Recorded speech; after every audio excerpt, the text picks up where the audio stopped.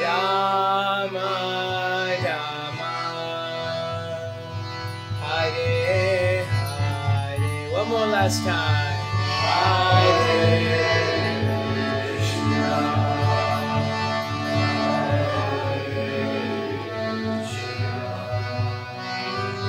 Krishna Krishna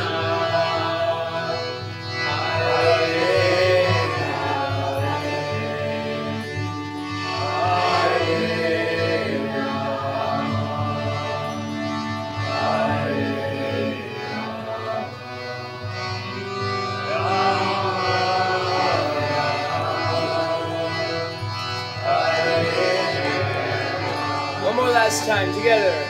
Hare Krishna,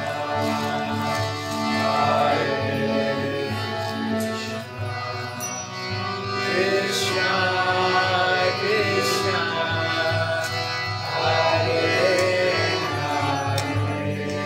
Hare. His name is Chaitanya Charan Prabhu, and he is a monk. And I'm going to read a little bit about him. And Chaitanya Charan Prabhu is a spiritual teacher for the last 25 years in the Bhakti Yoga tradition. And he has authored, I don't know if this is a Prabhu, I think this is a little bit dated. You probably have more. He's an author of 27 books that explain the relevance of the Bhagavad Gita and ancient teachings. And he's the author of the world's only daily Gita blog. There's a book called the Bhagavad Gita, and he has written over 4,000 articles on explaining these teachings. Has everybody heard of the Bhagavad Gita here? Yeah? It's a pretty famous book. So he's written, there's 700 verses. He's written an article about it daily for over 4,000 days. So you do the math.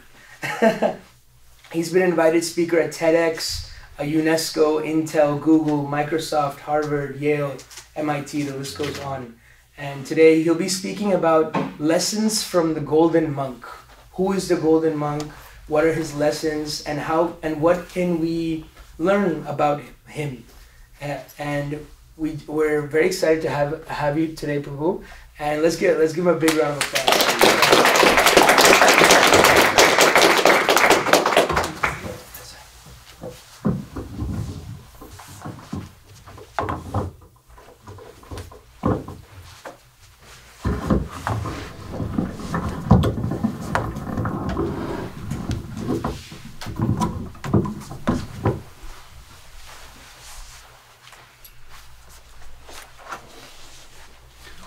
ज्ञानतिमिरन्दस्य ज्ञानाञ्जलिशलाकाय चक्षुरुन्मिलितं तस्मै श्रीगुरवे नमः।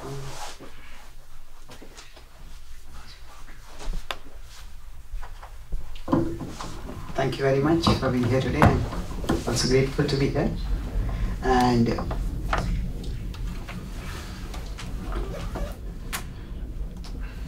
we are here exploring spirituality, and in the calendar,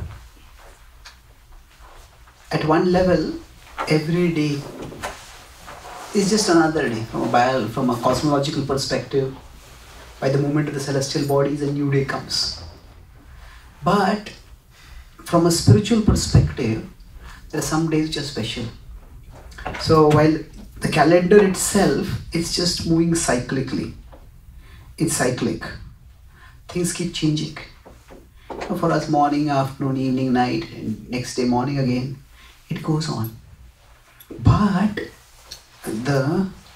while things move cyclically over here, there is a potential for human consciousness to evolve, to move upward. Material things, their movement is cyclic. And the cyclical things also degenerate. As our days go onwards, our bodies age, things deteriorate. In physics, there's a law of entropy. But there is a potential for human consciousness to elevate.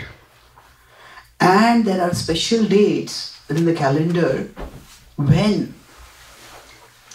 there are principles of timeless truths principles for rising beyond the domain of time, of evolving our consciousness, they have been revealed historically. So if you consider, this is the history, and there is a domain beyond history, as I say. There's a domain beyond time.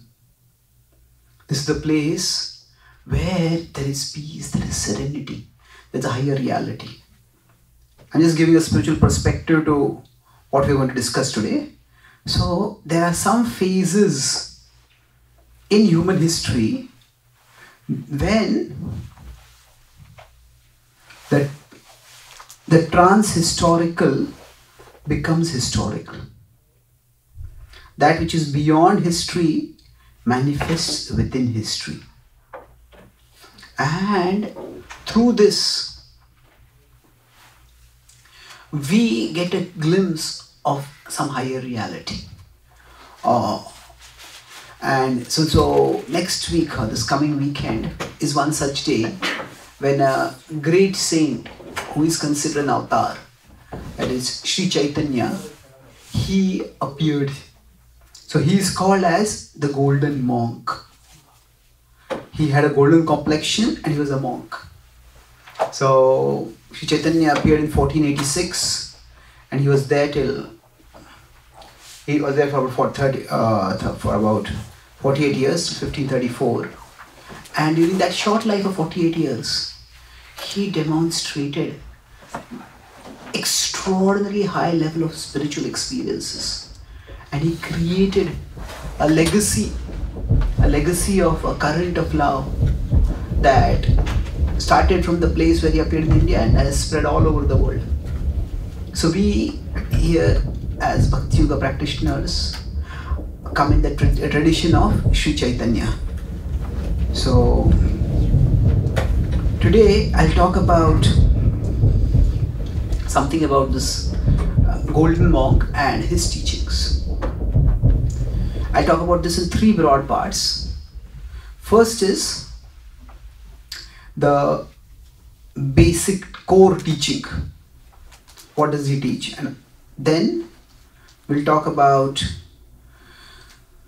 the principles for applying that core teaching. And lastly, depending on how much time we have, we'll talk about their relevance today. So the basic teaching of Sri Chaitanya is the alchemy of the heart. Does anyone know what is alchemy? Yeah? It's like manipulating different elements. Manipulating elements, yeah. Thank you. Transforming them. So for example, transforming iron into gold. Now at a chemical level, this is considered impossible, and people who claim to be able to do this are often considered not just wrong but duplicitous or misleading. So that may be so. But what he's talking about is the alchemy of the heart. That is the core confidence that this golden monk had and that he inspired in everyone is that the human heart is transformable. That each one of us has the potential to become far better than what we are right now. So it is small-mindedness, selfishness, narrowness of vision that makes our heart like iron. And it is broad-mindedness, it's a broadness of vision, a broadness in perception of reality that makes our heart like gold. Another way of understanding this is like, it's a shrinking of consciousness. So for example, when the consciousness is shrunk, say somebody has an unhealthy relationship with alcohol. So they have an unhealthy alcoholic dependency, and their whole world gets reduced to a bottle of alcohol. when they may be working in an office, they're talking with their boss, and suddenly their boss' body changes into a bottle of alcohol in their mind. And they start looking for. So basically, their world shrinks. So there is the shrinking of consciousness that can happen in many different ways. And when that happens, the person's capacity to experience life itself in its complexity, in its richness, in its depth, all of it gets reduced. So different people may get infatuated by different things.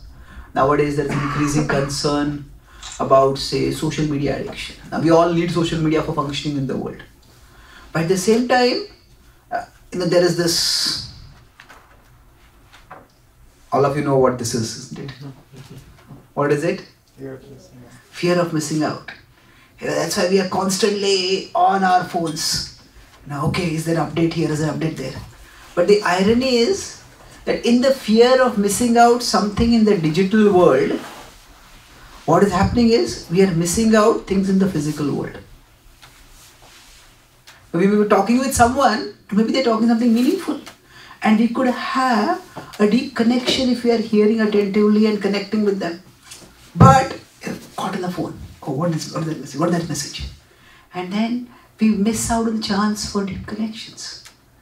So the idea is that when the consciousness is shrunk, the person sitting next to us, their voice doesn't sound as loud as the tiny beep of our phone. And then that sounds, oh, that's very loud. I saw a cartoon where one man is telling his friend, yesterday my broadband Wi-Fi went down. So I spent some time with my family. They seem like nice people. So now social media is one way our consciousness gets shrunk. Wealth is necessary for living. But then there is money is something we live with. Or sometimes money is something we live for. And there's a huge difference between these. It's something we need for living in our life and we need to earn it. But when we live for it, then that again shrinks our consciousness. And when our consciousness gets shrunk, then a person who is so fixated with money, that they can't have relationships. They don't even take care of their health. What do you have? What do you want money for ultimately? Leave alone spirituality. They may have a big house, but then they end up with a big house gives them just a lot of space in which to feel lonely and unhappy. Nothing more than that, tragically. So the human consciousness can get shrunk. And the confidence of Sri Chaitanya was that no matter how shrunk our consciousness is, our consciousness has the capacity to expand, to flower. Each one of us has the capacity to change. There is nobility, there is divinity hidden within all of us. And you all can bring it out. So it was with this confidence that Sri Chaitanya shared his teachings. He traveled all over India and inspired his followers to keep sharing this for generation upon generation. And or 500, 600 years now, those teachings are going on. So there might be just iron that's visible. But Sri Chaitanya said that what Sri Chaitanya's teaching was that from iron, gold can emerge. So we all may have our own particular ways in which our consciousness may be shrunk or may be in danger of being shrunk. Sometimes we may not have these unhealthy attachments, but then we are all vulnerable to life's dualities. Life just goes up and down, up and down. Some days good things happen, some days bad things happen. But unfortunately for us, our mind just goes way up and then way down. Now we just keep going up and down. Now one day, I love my job. The next day, I hate my job.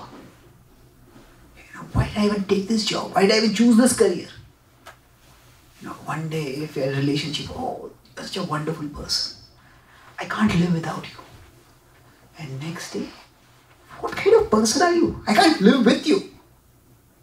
So we just get tossed up and down. And quite often, what happens is when our consciousness is shrunk, small things tend to become very big. We tend to, the dualities are there in life, but they tend to become escalated enormously. Now this is bad enough, but sometimes for some people, so such people we can say they are unstable or volatile. Sometimes they have this, some people have this manic depressive tendencies. One day they are high energy, other day they're completely down. For some people, however, it's like this, they keep going down, they just keep going down only. So they sink deeper and deeper in depression. Every small thing that goes wrong, they think it's big. And even good things happen, they say, oh, this just means today was a good day, tomorrow is going to be a bad day. So they just keep seeing everything negatively. So this can also make a person miss out again on the richness of life. If all that we are fixated on is that this is good, this is bad, this is good, and this is so good, this is so bad, then again our consciousness is not open to experience all that life has to offer. So from whatever level our consciousness is, it can expand. And as consciousness expands, our experiences become broader, our experiences become richer. So this was his confidence and this was the basis of his teachings. Now, how can this be done? So I'll talk about two main principles that he talked about. So he said that his core teaching was that we are not alone. If this is meaning, then we all are parts of the divine. And because we are parts of the divine, we all want to be a part of something bigger than ourselves. Nowadays there's a lot of interest in activism, environmental activism, social justice. Why? Because we all want to feel that I can make a difference, that I'm a part of something that is making a difference. So the thought that we are parts of the divine, and that means that we have parts in the divine plan. That for each one of us, our existence has intrinsic value. That every one of us has as a light inside us. And when that light is ignited, then each one of us can light our corner of the world. The world is a dark place, and it is in some ways becoming darker.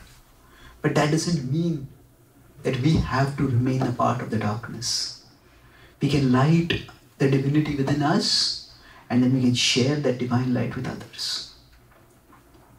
So, he says this happens by our connection with the divine.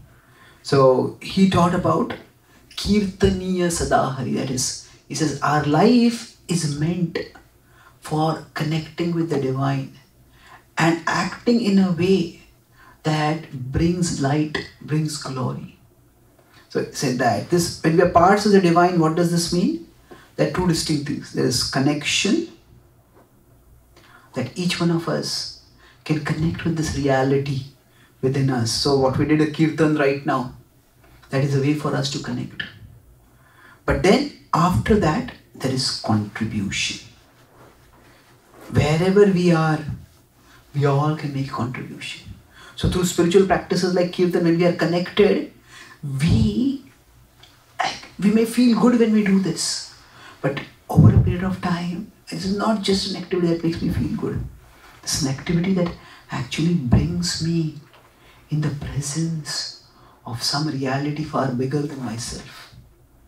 And that understanding of that presence of a higher reality, that simultaneously calms us and energizes us.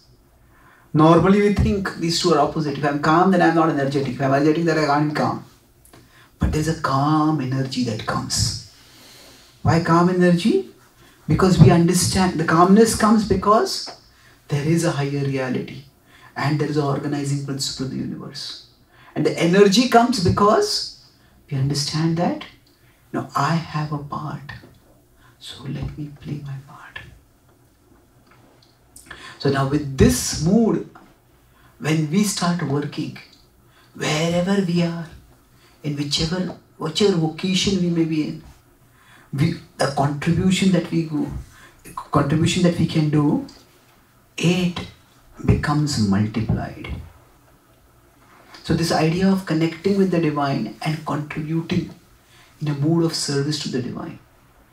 This was his understanding of living in a way that our heart reflects the glory of the divine and we share the divine light in the world. So that divinity, when we want to connect and contribute, how do we go about doing that? So he illustrated this through an example. He said that within each one of our hearts, I gave earlier the example of gold, and then there is iron, and iron can be transformed into gold. So now, how does this happen? See, iron, now there are many ways in which people say that you do this and you do that and you do that. But in general, this transformation, we are talking about the heart. Here is the heart, is a shrunk heart. And here is the expanded heart. So how does this happen? This happens at one level through the process of purification, through the process of this connecting and cleansing. So when we connect and cleanse with we connect and contribute, So when Chaitanya was here, at that time, he was in a part of India called Bengal. And this was in the 15th century. India was at that time under the rule of invaders from abroad, and often these were religiously intolerant. And they although they were in the minority, they were in power. So this was like a minority persecuting the majority. And while this was going on, Sri Chaitanya did not focus on inciting political violence. These people are persecuting us, we have to destroy them. He focused on an inside-out approach. He said that we need to awaken the divinity in our own hearts, and we inspire others to awaken the divinity in their hearts. Srila Prabhupada, who was a prominent follower of Chaitanya, he said that there is no use of crying for world peace unless there is an awakening of divine consciousness within the individual. That awakening of divine consciousness, that's what happens when the way we function in the world. So when I talk about this connection and contribution, that when we orient our life in a mood of glorification. So the vision that he gave is that if this is the divine, and say, I am here. So what we have is a gift to us. We exist in this world, and what we do with what we have. What we do with what we have. That is a gift from us.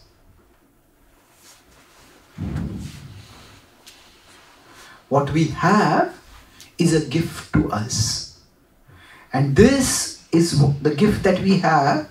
We realize more and more through our inner connection. And then the gift that we offer, the gift that we ourselves become, that is our contribution. Without this inner connection, what happens is, most of the times, we are worried or annoyed or even irritated about the gifts that we don't have.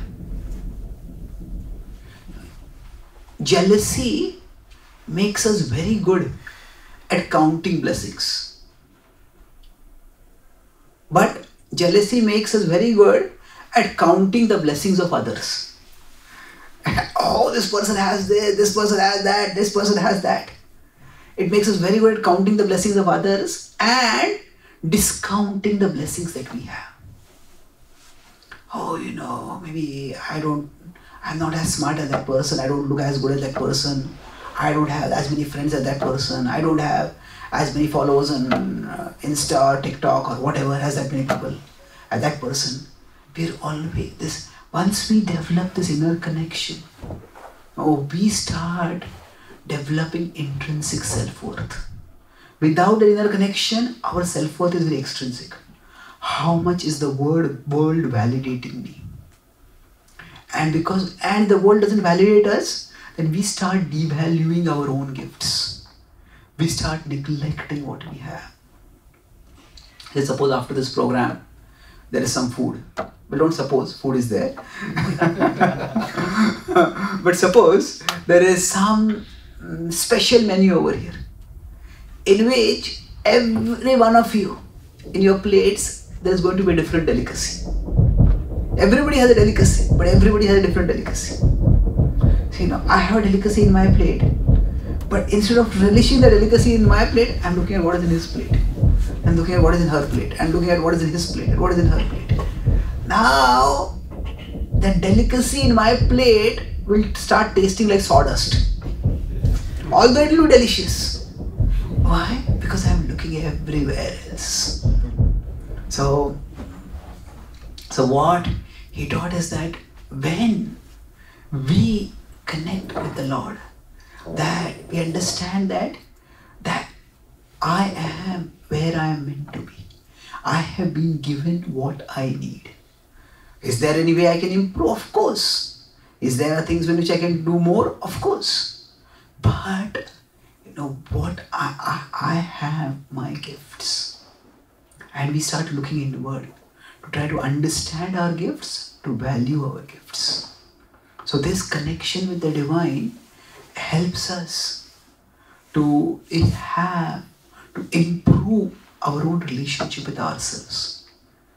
And that's how this connection is, this chanting of the holy names that we did, this kirtan that we did, this connection calms us. It connects us not only with the divine. Its connection with the divine is not just some abstract, there is some reality up there, or maybe there's some reality in here. That's true. But connection with the divine means that wherever I am, I have gifts. I have gifts. I have been given, or I will be given what I need to face the challenges that I have. And then once we are focusing on the gifts that we have, then we start thinking, okay, how can I use what I have? This idea of first, when we are connecting, we start appreciating. Appreciating the divine, the role in our life. And then we start sharing that appreciation, sharing that gift with others. So,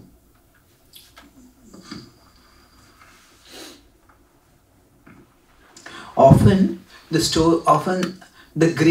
ordinary people, they just live ordinary lives and go ahead.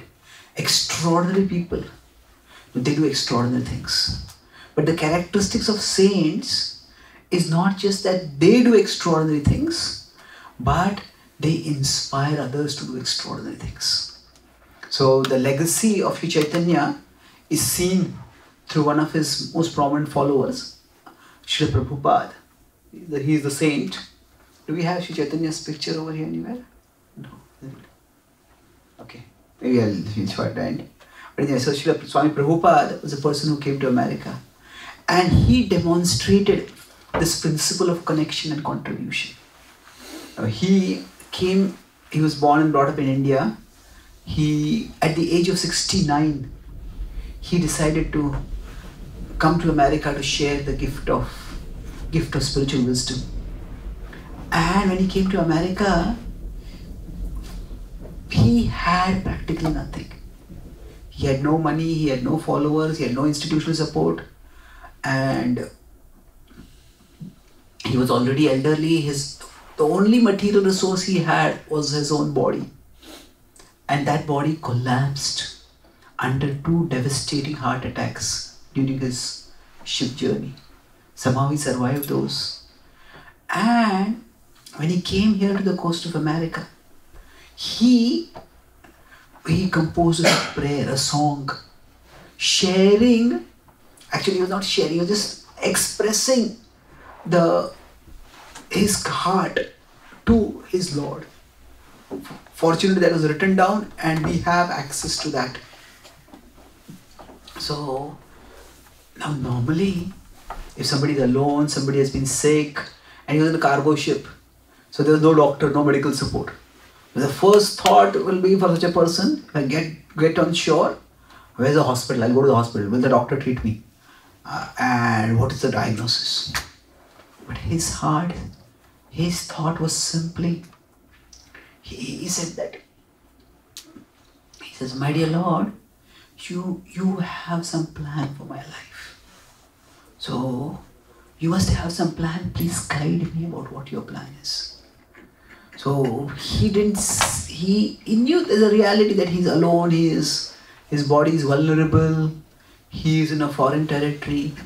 But when we have that inner connection with the divine, then what happens is that the outer reality, we are still aware of it, but it shrinks in comparison, it becomes smaller.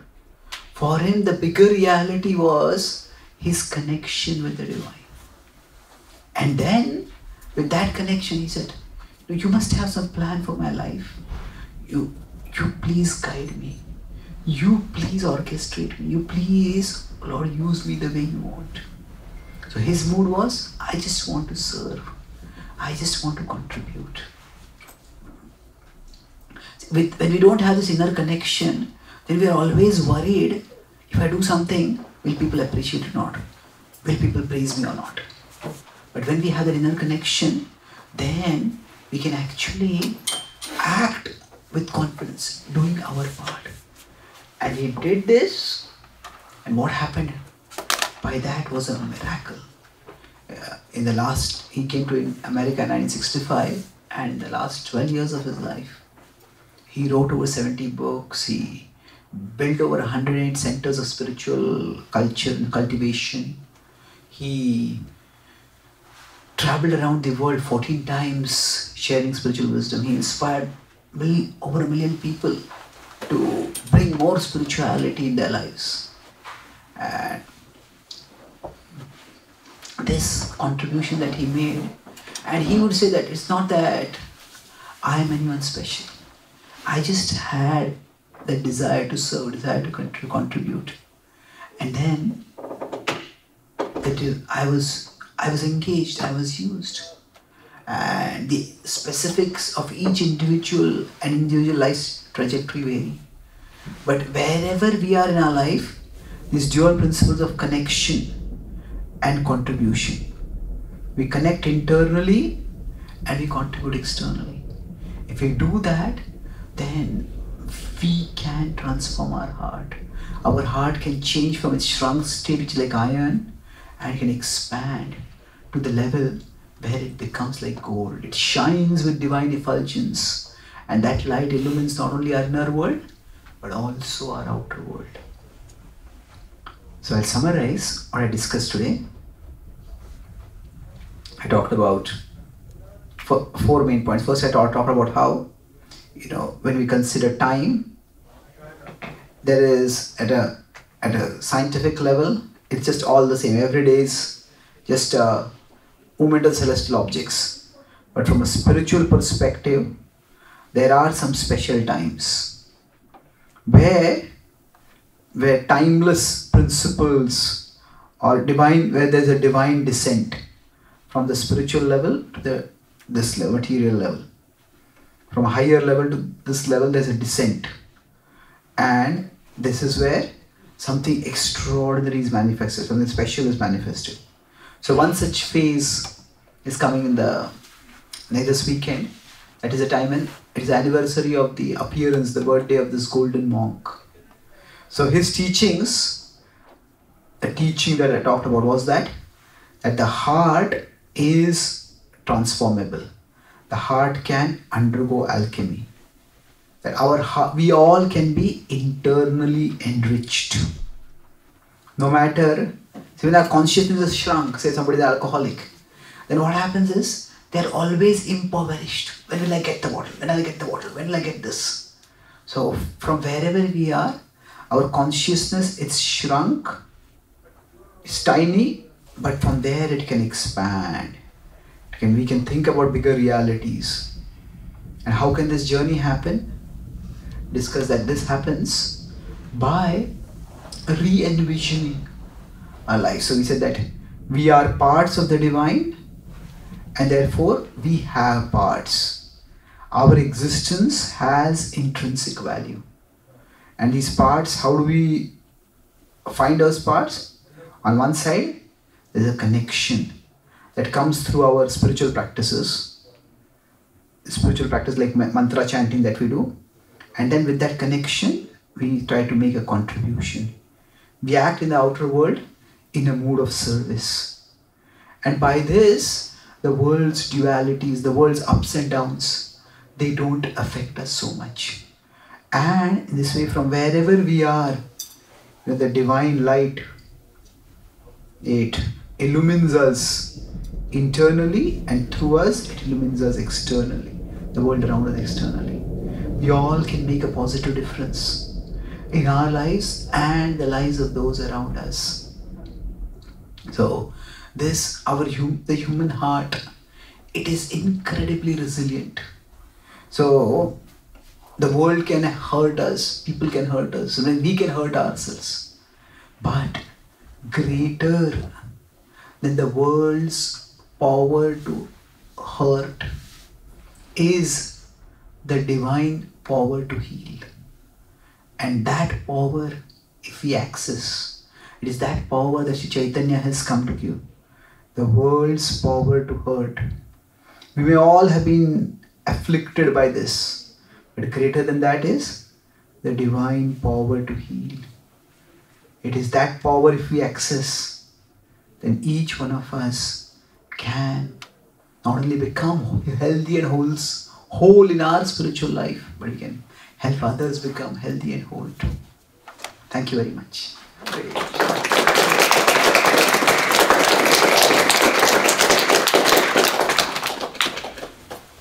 Are there any questions or comments?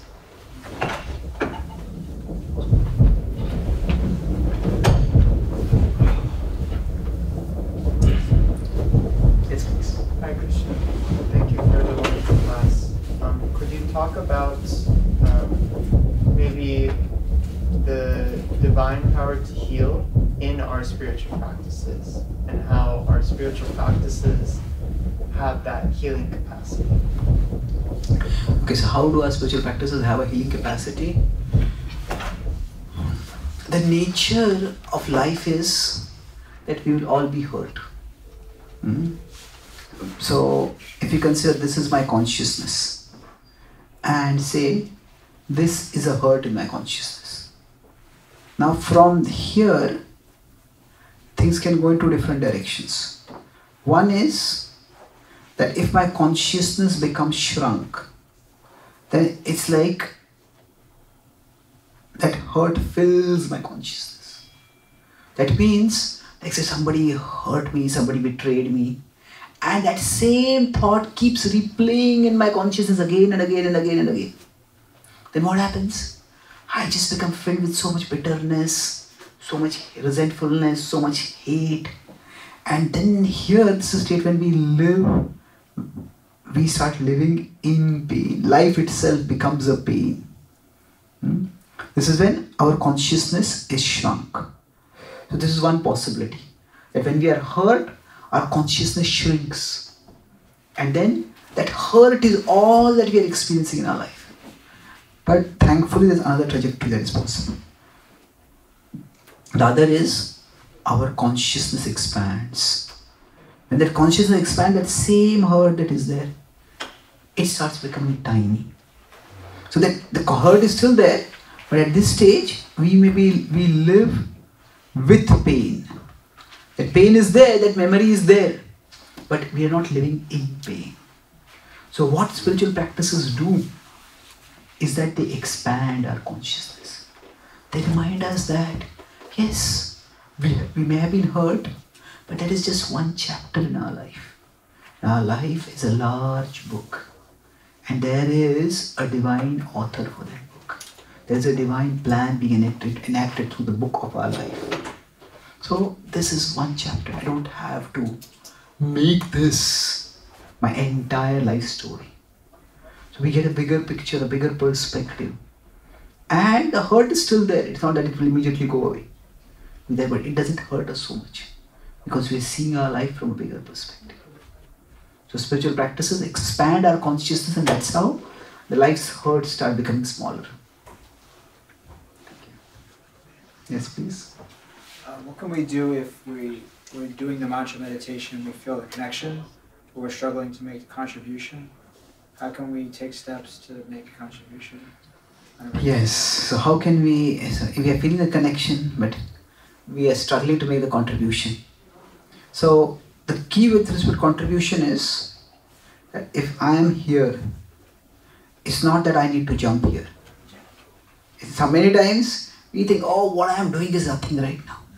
I want to be doing something spectacular, something extraordinary. And sometimes what happens in trying to jump all the way there, we just go further, we end up going further down. So instead of that, if we experience the connection, then what happens is, I said we get an intrinsic self-worth. It's my existence has divine value even now. So it's then we want to make a contribution, but we are not desperate. We are not desperately dependent. We do this because here in this situation, is this visible color? Yeah. We are desperately dependent on externals. If I don't come first in this class, if I don't win this award, if I don't do this, my life is worthless. No, our life has intrinsic value always. We can enhance the value of our contribution always, but still, so when we have this intrinsic self-worth through connection, when we have the sense of intrinsic self-worth, then we can start, maybe here. So we can start with modest steps forward. So like a staircase approach. We will get where we want. So it's an incremental approach. So one of the things that he teaches is that, Chaitanya teaches us about the role of humility. That we don't necessarily have to do great things to grow spiritually, to connect. Our contribution can be gradually incremental. And that way, if it is okay, what I did, a little bit more can I do? And then a little bit more can I do? Quite often, we have to evaluate the goals that I am setting for myself. Are they encouraging me or are they discouraging me? So, if the goals I am setting, every day I am just encountering failure. Oh, I couldn't do this, I couldn't do that, I couldn't do that.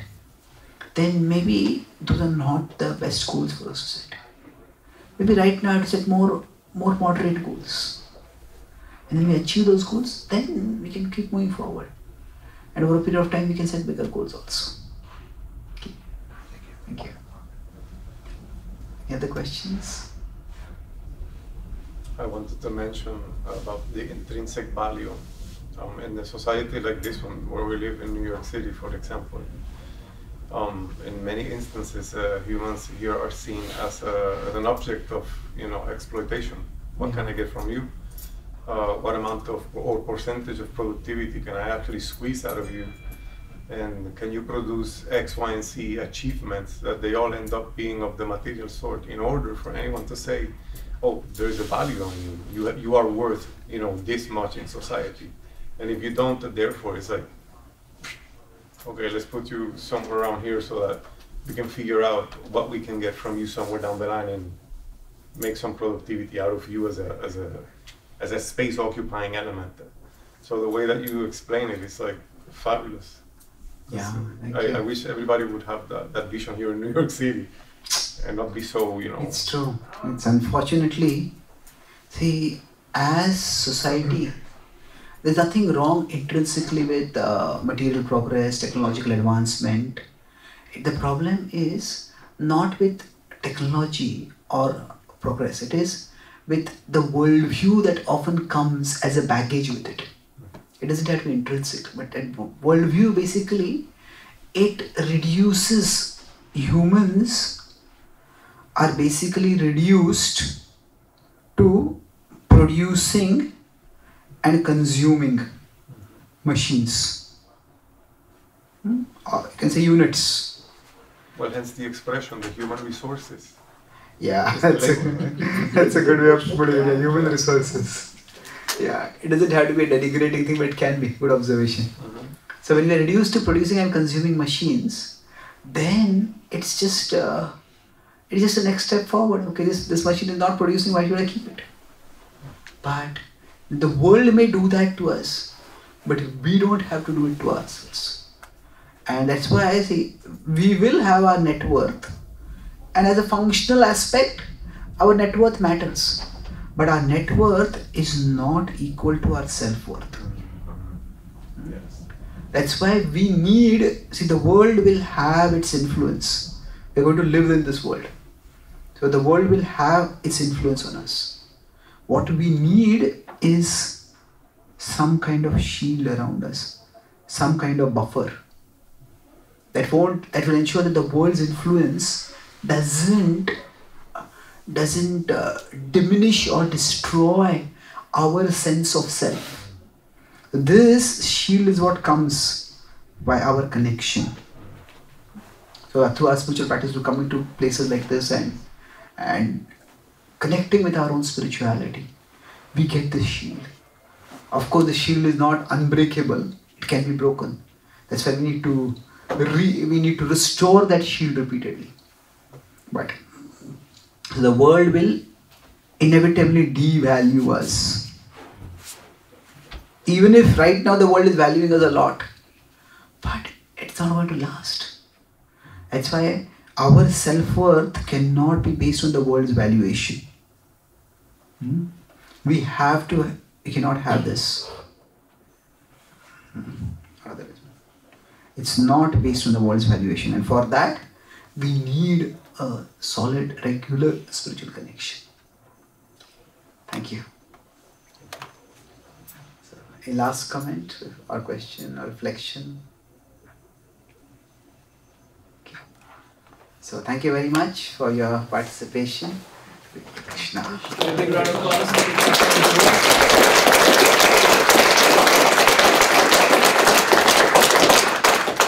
Thank you so much for that wonderful talk. We learned so much. And don't you love this little presentation style? The writing, it helps you flow of thoughts, right? So now we're going to go to the next part of the program. Just before I finish, two quick announcements. I'll make it in while we take dinner as well. One is, if you're interested in getting any of Prabhu's books, you can find them right outside. And second, if you want another opportunity to kind of dive deeper into this topic and to get more information about kind of Sri Chaitanya and his teachings, we have a special seminar this Saturday, Saturday morning at 11 o'clock. You can register upstairs, and it's going to be a lot more interesting, a lot of discussion, and if you're into that. But right now we're going to stand up, a little bit of standing yoga. And